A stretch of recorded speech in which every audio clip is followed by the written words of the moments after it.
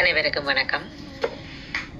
இன்றைக்கு நாங்கள் தமிழ் சமுதாயத்தில் உள்ள சமூக சீர்கேடு, சமூகம், ஒற்றுமையின்மை, சாதி என்ற ஒன்று நச்சு பொருளை பற்றி தான் இன்றைக்கு நாங்கள் கதைச்சு கொண்டிருக்கிறோம். இது பாகம் 2. வாங்கோ காணொளிக்குள்ளே போகலாம். எங்களுடைய முன்னோர்கள், அதாவது பண்ட காலத்தில் சுமார் 2000 2500 ஆண்டுகளுக்கு முன்பு வாழ்ந்த தமிழர்களுக்கு இடையே சாதி இருந்ததாண்டா இல்லை. இதுக்கு அத்தாட்சி இருக்குதுன்னு கேட்டா இருக்குது. சங்க காலத்துல எழுதப்பட்ட இது இயேசு கிறிஸ்துக்கு முன் கிட்டத்தட்ட 300 400 ஆண்டுகளுக்கு முன் எழுதப்பட்ட அறநானூறு, புறநானூறு என்ற நூல்கள்ல இந்த தமிழ் இனம், தமிழ் மக்களுக்கிடையே சாதி பிரிவினை இருந்ததற்காக எந்த ஒரு அத்தாட்சியும் இல்லை. அப்படி என்றால் அப்படி ஒரு பாடலும் எழுதப்படவில்லை. அப்ப இந்த சங்ககால இலக்கியங்கள்ல என்ன எழுதியிருந்தது? சங்ககால இலக்கியங்கள்ல குடிகள், தமிழ் குடிகள், இந்த தமிழ் குடிகளுக்கும் சாதிக்கும் எந்த ஒரு சம்பந்தமும் இல்லை. அப்படி பார்க்க போனா 4 வகையான தமிழ் குடிகளை பற்றி மாத்திரமே இந்த சங்ககால இலக்கியத்தில் எழுதியிருந்தது. அவை யாவை?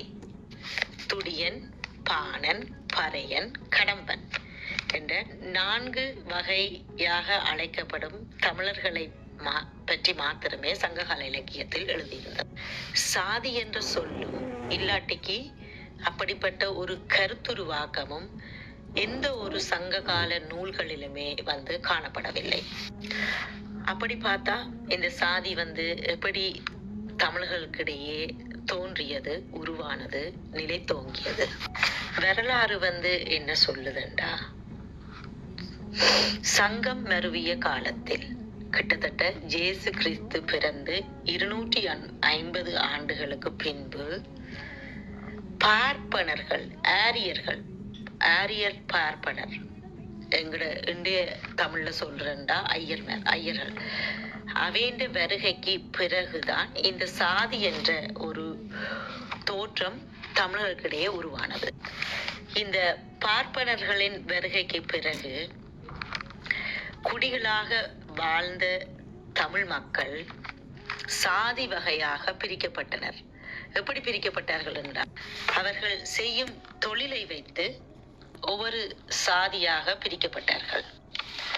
இந்த சாதி கடவுளால கொண்டு வரப்படல, தமிழர்கள் தோன்றிய காலத்திலேயும் இது இருக்கல. எப்ப இது கொண்டு வரப்பட்டதுண்டா, பார்ப்பனர்களின் வருகைக்கு பிறகு. இதால பார்ப்பனருக்கு என்ன லாபம், ஆரியருக்கு என்ன லாபம்? இப்படி தமிழர்களை அவர்களுடைய தொழில் மூலம் பிரித்து ஒவ்வொரு நிலைக்கு உருவாக்கி தங்களை கடவுளுக்கு நிகராக, கடவுளுக்கு அடுத்ததாக வைத்து தாங்கள் மேலே இருந்து கொண்டு தமிழர்களை முற்று முழுவதுமாக அதிகாரம் செலுத்தும் வகையில தான் இந்த சாதி கொண்டு வரப்பட்டது. உங்கள எத்தனை பேருக்கு தெரியும் பார்ப்பனர், ஆரியர், ஐயர் இவர்கள் தமிழர்கள் இல்லை என்று? இவர்கள் வெளியில இருந்து இந்தியாவுக்கும் இலங்கைக்குள்ளும் வந்தவர்கள்.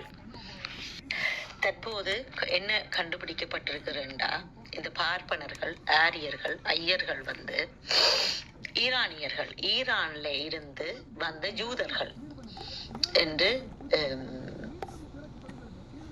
சொல்லப்படுகிறது. இவர்களுக்கு என்ன தேவை இருந்தது? தமிழர்களை அவர்கள் செய்யும் தொழிலை வைத்து சாதி ரீதியாக சமுதாயத்தில் கட்டமைப்பதற்கு கட்டாயமாக அவர்களுக்கு ஒரு நோக்கம் இருந்தது. அப்பதான் இந்த தமிழர்களை தாங்கள் ஆளலாம். தமிழர்களுக்கிடையே ஒவ்வொருவருக்கும் இடையே பிரச்சனையை, சாதியை வைத்து பிரச்சனையை மூட்டி விட்டுட்டு தாங்கள் எல்லாருக்கும் மேல, அதாவது கடவுளுக்கு அடுத்ததா தங்களை அமர்த்தி எல்லா தமிழர்களையும் தங்களுக்கு கீழே இருக்குமாறு செய்து, அன்றைக்கு மட்டும் இல்ல இன்றைக்கு வரைக்கும், இன்றைக்கு இந்த விஞ்ஞான உலகத்துல, இவ்வளவு படிச்ச உலகத்துல, இவ்வளவு அறிவு நிறைந்த தமிழ் பிள்ளைகளுக்கு இடையே இன்றைக்கும் ஆரியர்கள் அவர்களென்ற ஆட்சியும் அராஜகமும் ஓங்கி நிக்குதுண்டா இது அன்றைக்கு ஊன்றிய விதைதான். சாதி என்ற சொல் எப்படி உருவானது? சாதி என்பது ஜாதி. ஜாதி என்ற வட சொல்லின் மூலம்தான் சாதி என்ற சொல் தமிழுக்கும் தமிழர்களுக்கும் அறிமுகமாக்கி வைக்கப்பட்டது. அப்படி பார்த்தால் இந்த சாதி என்ற ஒரு பிரிவினை வெளியில இருந்து எங்கள நாட்டுக்கு வந்த அந்நியர்களால், தமிழர்கள் இல்ல அந்நியர்களால், மனிதர்களால், அவர்கள் கடவுள் இல்லை, மனிதர்களால் அதிகாரத்தின் மூலம் சமூக பிரிவினையை கட்டமைப்பதற்கும் உருவாக்குவதற்கும் கொண்டு வரப்பட்டதுதான் இந்த சாதி என்ற ஒரு சொல். காணொளி 5-6 நிமிஷம் ஆகுது. அடுத்த காணொளியில சாதியை பற்றி விரிவாக கதைப்போம். நன்றி, வணக்கம். அனைவருக்கும் வணக்கம். வணக்கம். மீண்டும் முத்தியாளப்பன் ஜோபால இருந்து பேசுறேங்க.